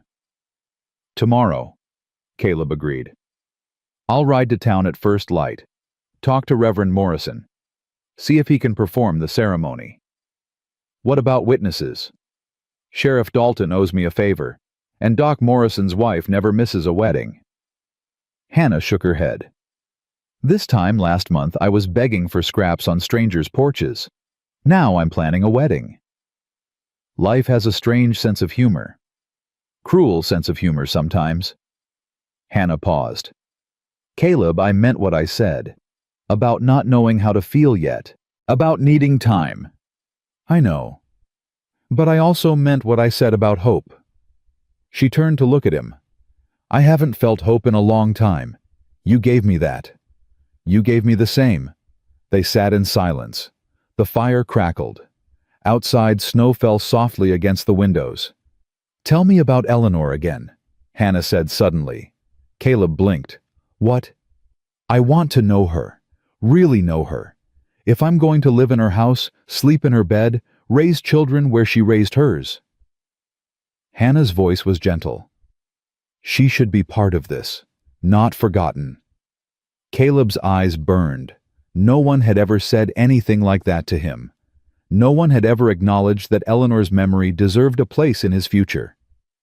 "She would have liked you," he said roughly. Yeah. Yeah. She had no patience for weak women. Said she wanted her daughters, if she ever had any, to know their own worth. Caleb smiled slightly. "You know your worth. Even when the world's tried to beat it out of you." Hannah laughed softly. "I'm not sure about that." "I am." They looked at each other across the firelight. Something shifted between them. Something that had been building since that first night, since Hannah had stood on his porch with 3 starving children and begged for scraps. "I should get some sleep," Hannah said finally. "Big day tomorrow." "Yeah." She stood, hesitated. Then she leaned down and pressed a kiss to his forehead. Soft, brief, a promise of something more. "Good night, Caleb." "Good night, Hannah." She disappeared up the stairs. Caleb sat alone by the fire. His hand rose to touch the spot where her lips had been. Tomorrow, he would marry a woman he barely knew. Take on 3 daughters who weren't his. Fight a battle against a man with lawyers and money and legal papers. He should have been terrified. Instead, for the first time in 6 years, Caleb Hawkins felt ready to live. The morning of the wedding dawned cold and clear. Caleb dressed in his best suit, the one he hadn't worn since Eleanor's funeral. His hands trembled on the buttons, but not from fear. From something else. Something that felt dangerously close to joy. Downstairs, chaos reigned. Hannah stood in the kitchen wearing a blue dress Clara had altered from one of Eleanor's. It fit her perfectly. Too perfectly. Caleb had to look away. "Mama, hold still." Clara fussed with Hannah's hair, pinning it up in a simple twist. "You keep moving." "I'm nervous." "You're getting married, not going to war." Sometimes they feel the same. Maggie twirled around the room in her cleaned and pressed dress. "I've never been to a wedding before. Will there be cake? There should be cake. Every wedding needs cake." "There might be cake," Caleb said from the doorway. Maggie spun to face him. Her eyes went wide.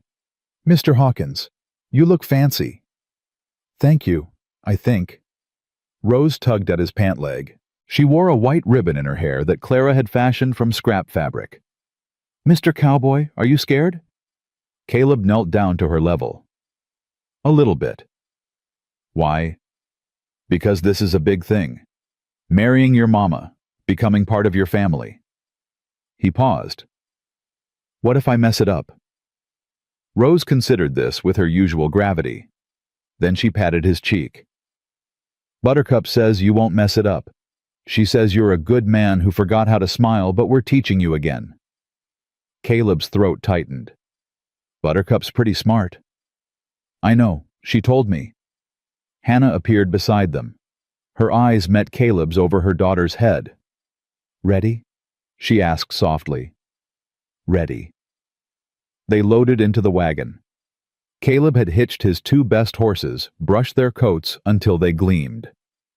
The girls piled into the back, wrapped in blankets against the cold. Hannah sat beside him on the bench. The road to town was slow going. Snow still covered the ground, though the worst of the storm had passed. Caleb guided the horses carefully, acutely aware of his precious cargo. "Caleb," Hannah's voice was quiet. "Whatever happens today, nothing's going to happen. Not the way you're thinking. But if Victor Crane is a coward and a bully, he preys on people who can't fight back."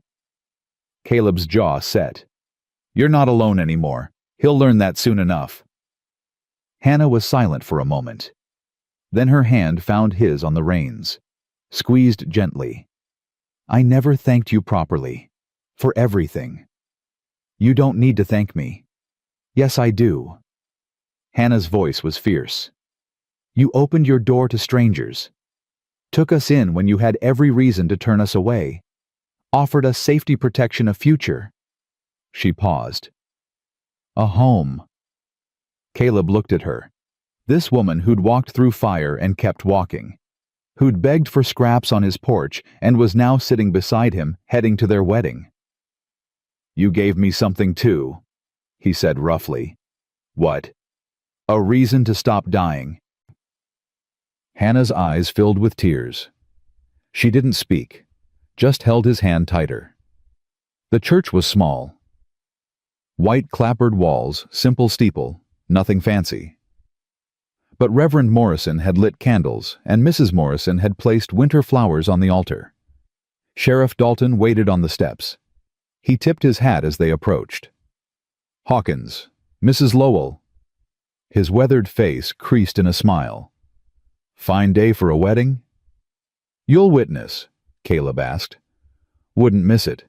Been waiting 6 years to see you rejoin the living." Dalton's eyes moved to Hannah. "Ma'am, you're getting a good man. Stubborn as a mule, but good." "I know." Hannah smiled. "I like stubborn." They entered the church together. The girls walked ahead, Maggie bouncing with excitement, Clara holding Rose's hand. Hannah walked beside Caleb, her arm through his. Reverend Morrison stood at the altar, a kind man with silver hair and gentle eyes. He'd presided over Eleanor's funeral. Now he would perform Caleb's second marriage. "Friends," Morrison began, "we're gathered here in this humble place to witness." The church door slammed open. Victor Crane stood in the entrance. Behind him, 2 men in deputies' badges. Hired men, probably. Not real law. "Stop this ceremony." Victor's voice rang through the church. "I have a court order granting me custody of those children. This marriage is an attempt to circumvent legal authority." Hannah's hand tightened on Caleb's arm. The girls froze. Rose pressed against Clara's side. Maggie's face went pale. Caleb stepped forward. "You're in a church, Crane. Have some respect." "Respect?" Victor laughed. "That's rich coming from a man who's trying to steal my nieces through a sham marriage." "This marriage isn't a sham." "No. You've known this woman for 2 weeks. 2 weeks. And suddenly you're in love." Victor's lip curled. "Please, we both know what this really is." Sheriff Dalton stepped between them. "Mr. Crane, you're disrupting a lawful ceremony. I'm going to have to ask you to step outside." "I have legal papers, Sheriff. A judge's order." "A judge in Kansas. This is Montana territory." Dalton's voice was steady. "Your papers don't mean much here until a local judge reviews them." "Then I demand a review. Immediately." "Judge Patterson is visiting from Helena. Won't be back for a week." Dalton almost smiled. "Until then, I suggest you find a hotel room and wait." Victor's face reddened. "This is outrageous. Those children are being—" "Those children," Caleb said quietly, "are about to witness their mother's wedding. Unless you'd like to explain to them why you're trying to ruin it." Victor's eyes flicked to the girls. Clara stared at him with naked hatred. Maggie had started to cry. Rose hid her face in Clara's skirt. For a moment, something flickered in Victor's face. Shamed out. Then it vanished. "This isn't over," he said coldly. "I'll be back with proper authority. And when I am nothing, we'll protect those children from—" "From what?" Hannah's voice cut through the church like a blade. She stepped forward, chin raised, eyes blazing. "From their own mother, from a man who wants to love them, from a home where they're fed and warm and safe." Victor's mouth opened, closed. "You don't want my daughters, Victor. You want Daniel's land. You want whatever money you think you can squeeze from his memory." Hannah's voice shook with fury. "You called them burdens, wrote it in a letter, said I should leave them with the church and start over." Murmurs rippled through the small gathering. "Is that the kind of guardian you want for 3 little girls? A man who sees them as obstacles to his greed." Hannah stepped closer to Victor, close enough to see the sweat on his brow. "I was there when Clara took her first steps. I held Maggie through her nightmares. I sang Rose to sleep every night for 4 years. Where were you?" Victor's face had gone pale. "I'll tell you where. You were counting your money, building your businesses, pretending your brother didn't exist until you thought you could profit from his death. Hannah's voice dropped. You're not family, Victor. You're a vulture. And I will die before I let you touch my children. Silence filled the church. Victor looked around. At the sheriff who wouldn't help him. At the reverend who watched with disapproval. At the townsfolk who'd gathered to witness, and were now witnessing something very different. This isn't over, he said again. But his voice had lost its edge. Yes, it is. Caleb stepped up beside Hannah. Tom, would you escort Mr. Crane out? He's disrupting a wedding. Dalton moved forward. This way, Mr. Crane? Victor jerked away from the sheriff's hand. Don't touch me. I'm leaving. He pointed at Caleb. You haven't heard the last of this Hawkins. I look forward to it. Victor turned and strode out of the church. His hired men followed. The door slammed behind them. For a long moment, no one moved. Then Maggie let out a shaky breath. Mama, is the bad man gone? Hannah crossed to her daughters, gathered all three of them close. He's gone, baby. He's gone. Is he coming back? Maybe. But he won't win. Hannah looked up at Caleb. He won't win because we're not alone anymore. We have each other, and we have... She hesitated. A family, Caleb finished quietly. Clara looked at him. Her eyes were wet, but something else shone in them too. Trust. Finally, trust. Can we finish the wedding now? She asked. I think we've waited long enough. Reverend Morrison cleared his throat. I believe the young lady is right. Shall we continue? Hannah wiped her eyes, laughed shakily. Yes, please, let's continue. They gathered again at the altar. The girls stood beside their mother. Caleb faced Hannah, her hands in his. Dearly beloved, Morrison began again. We are gathered here today to witness the union of Caleb Hawkins and Hannah Lowell in holy matrimony. Caleb barely heard the words. He was looking at Hannah, at her tear-stained face and trembling smile, at the strength in her eyes and the hope that had replaced the fear. Do you, Caleb, take this woman to be your lawfully wedded wife, to have and to hold for better or for worse, for richer or for poorer in sickness and in health, until death do you part? I do. And do you, Hannah, take this man to be your lawfully wedded husband, to have and to hold for better or for worse, for richer or for poorer in sickness and in health, until death do you part? Hannah's eyes never left Caleb's. I do. Then by the power vested in me by the Montana Territory, I pronounce you man and wife. Morrison smiled. You may kiss the bride. Caleb hesitated. They'd talked about this being an arrangement, a partnership, nothing more than she wanted it to be. Hannah solved the dilemma. She rose on her toes and pressed her lips to his. Soft, brief, a promise. Maggie cheered. Rose clapped her hands. Even Clara smiled. I present to you Mr. and Mrs. Caleb Hawkins, Morrison announced. They walked out of the church into the cold Montana sunshine. Man and wife, father and daughters, a family forged from desperation and hope and the stubborn refusal to give up. Sheriff Dalton shook Caleb's hand. Congratulations, both of you. Thank you for standing with us.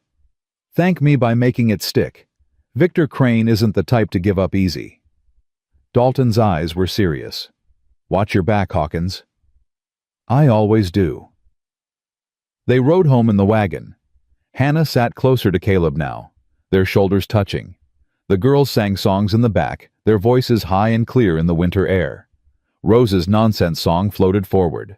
Something about cowboys and ponies and wedding cake. We forgot the cake, Caleb said. Hannah laughed. Maggie will never forgive us. I heard that, Maggie called from the back. And I won't? You promised cake. I said there might be cake. That's the same as promising... Clara's voice cut in dry as dust. It's really not. It really is. The argument continued all the way home. Caleb listened to it. The bickering, the laughter, the life. His house, their house now appeared over the ridge. Smoke rose from the chimney. Horses stood in the paddock. Everything looked the same. Everything was different. That evening they gathered around the kitchen table. The same table where Caleb had eaten alone for 6 years. Tonight, 5 places were set. 5 chairs were filled. Hannah had made a simple dinner. Roast chicken, potatoes, fresh bread. Nothing fancy. But to Caleb, it tasted like a feast. "Can we say grace?" Rose asked. "Mr. Cowboy, I mean Papa Cowboy, you should say it." Caleb's throat tightened. "Papa Cowboy." "Is that okay?" "Clara said I could pick what to call you, and I picked Papa Cowboy because you're a cowboy. But you're also going to be our papa." "That's—" Caleb had to stop. Breathe. "That's perfect, little miss." Rose beamed. They joined hands around the table. Caleb bowed his head. "Lord, I haven't talked to you much these past few years. Figured you'd stopped listening anyway." He paused. "But if you're still there, I want to say thank you. For bringing these people to my door.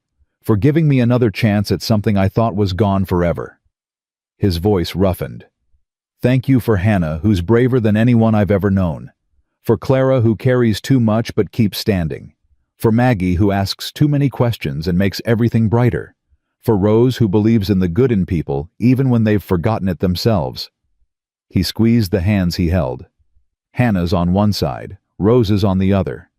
"Thank you for family, however it comes, wherever it's found." Caleb lifted his head. "Amen." "Amen," they echoed. They ate. They talked. Maggie asked 17 questions about the horses. Clara argued with her about something inconsequential. Rose fed bits of chicken to Buttercup under the table. Hannah caught Caleb's eye across the chaos. "Happy?" she asked softly. "Yeah." The word felt strange in his mouth. Unfamiliar. True. "Yeah, I am." After dinner, after dishes, after the girls were tucked into bed with stories and songs, Caleb and Hannah sat by the fire. The house was quiet. Peaceful. "Thank you," Hannah said into the silence. "For what?" "For not giving up on us. For fighting Victor. For—" She stopped. "For being the man I hoped existed when I knocked on that door. I'm not a hero." "No. You're something better." Hannah turned to look at him. "You're a man who does the right thing even when it scares him. That's rarer than heroes."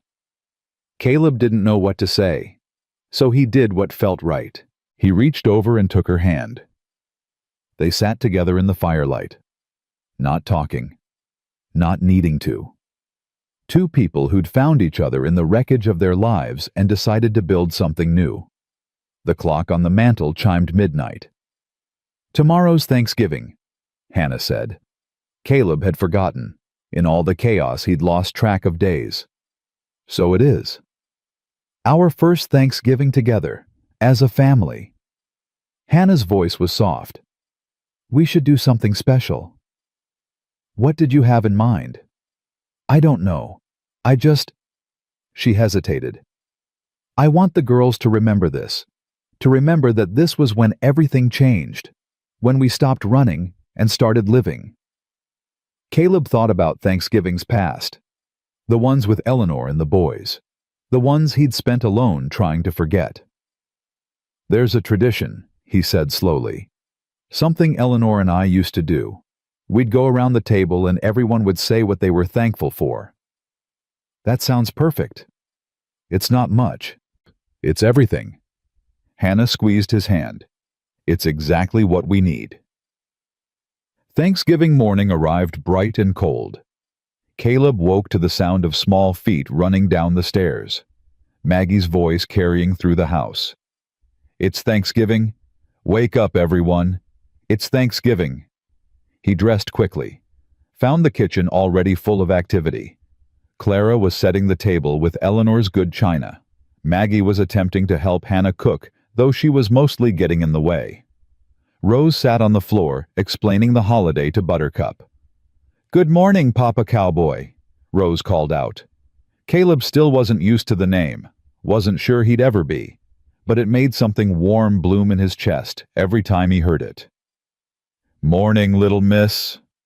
Hannah looked up from the stove, smiled at him in a way that made his heart stutter. "There's coffee on the table. I hope you're hungry." Starving. They prepared the meal together. Turkey that Caleb had hunted 2 days prior. Potatoes and vegetables from the root cellar. Bread that Hannah had started before dawn. Pie that Clara had baked herself following a recipe from Eleanor's cookbook. By noon, the table was laden with food. 5 places set, 5 chairs filled. "Before we eat," Caleb said, "there's a tradition, something we used to do in this house. We go around the table and say what we're thankful for." Maggie's hand shot up. "Can I go first?" "Please, I have a lot." "Go ahead." "I'm thankful for horses, and books, and that it's not snowing today. And food, there's so much food, and Mama, and Clara, and Rose, and Papa Hawkins." She grinned. "And I'm thankful the bad man didn't ruin the wedding." Hannah laughed softly. "That's quite a list." "I'm a thankful person." "Rose, your turn," Clara prompted. The 4-year-old sat up straight. "I'm thankful for Buttercup, and my new room, and that Papa Cowboy tells good stories, and—" she paused, thinking hard, "and that we don't have to walk in the snow anymore. My feet are happy now." Caleb's chest ached. "Clara," Hannah asked gently. The 11-year-old was quiet for a moment. Her eyes moved around the table, taking in the food, the warmth, the faces of her family. "I'm thankful for second chances," she said finally. "For people who keep their promises. For—" her voice wavered. "For not being alone anymore." Hannah reached over and squeezed her daughter's hand. "Your turn, Mama," Maggie said. Hannah took a breath. "I'm thankful for my daughters, for their strength and their love and their ability to find joy even in the hardest times." She looked at Caleb. "And I'm thankful for a man who opened his door to strangers, who saw people in need and chose to help instead of looking away, who gave us a home when we had nothing." Caleb couldn't speak. "Your turn," Hannah said softly. He looked around the table, at these 4 people who'd crashed into his life and changed everything, at the food they'd prepared together, at the house that finally felt like a home again. "I'm thankful," he said slowly, "for a knock on the door, for the courage it took to answer it, for—" His voice broke. He thought of Eleanor, of Samuel and William, of all the years he'd spent dying instead of living. "I'm thankful for family," he finished. "Lost and found, gone and present. I'm thankful for all of it." Hannah's eyes shimmered with tears. "Well," she said, "I think that covers it." "Can we eat now?" Maggie asked. "I'm really, really hungry." Laughter broke the solemnity. "Yes," Caleb said. "We can eat." They fell on the food with the joy of people who knew what hunger felt like, who understood that warmth and safety and full bellies weren't guaranteed, who would never take a meal together for granted. Afterward, they gathered by the fire. Rose fell asleep in Caleb's lap. Maggie played with the wooden horse on the floor. Clara read aloud from Little Women, while Hannah mended one of Caleb's shirts. Domestic, ordinary, perfect. The photograph of Eleanor and the boys sat on the mantel, upright, visible, honored. Beside it, a new frame held the marriage certificate. Mr. and Mrs. Caleb Hawkins. Witnesses, Thomas Dalton, Margaret Morrison. Legal proof of a new beginning. Hannah finished her mending, set it aside, looked at Caleb. "I have something for you." She pulled a small object from her pocket. A ring. Plain gold. Simple. "It was Daniel's. I kept it after he died." Hannah's voice was soft. "I thought about selling it a dozen times, but something made me hold on." She held it out to him. "I want you to have it." Caleb stared at the ring. Hannah, I can't. You can. You should. Hannah pressed it into his palm. I don't want to forget Daniel. He gave me my daughters. But he's gone. And you're here. She paused. I want you to wear it, as a symbol of what we're building together. Caleb looked at the ring for a long moment. Then he reached beneath his shirt, pulled out the chain that held Eleanor's ring. I've worn this for 6 years. Couldn't let her go. He looked at Hannah. But I think it's time. He unclasped the chain, removed Eleanor's ring, held it up to the light. I'll always love her. She was my first, my everything for a long time. Caleb's voice roughened. But she's gone, and you're here, and I think she'd want me to move forward. He slipped Daniel's ring onto his finger. It fit perfectly. Then he held out Eleanor's ring to Hannah. Will you keep this? Not wear it. Just keep it. So she's still part of this family even though she's gone. Hannah's eyes overflowed. She took the ring, pressed it to her heart. I'll keep it safe. I promise. They sat together by the dying fire. The house settled around them, old wood creaking in the cold. Outside, stars appeared in the Montana sky. Clara looked up from her book. Mama, Mr. Hawkins. Caleb smiled. You can call me Caleb, or Papa, or whatever feels right. Clara considered this. Papa Caleb. That works? The 11-year-old smiled, really smiled, for the first time since they'd met. I just wanted to say, she hesitated. Thank you for choosing us. I didn't choose you, Caleb said quietly. You were brought to me. There's a difference. What do you mean? I mean sometimes the best things in life aren't things we go looking for. They're things that find us when we least expect them. He looked at Hannah. When we need them most.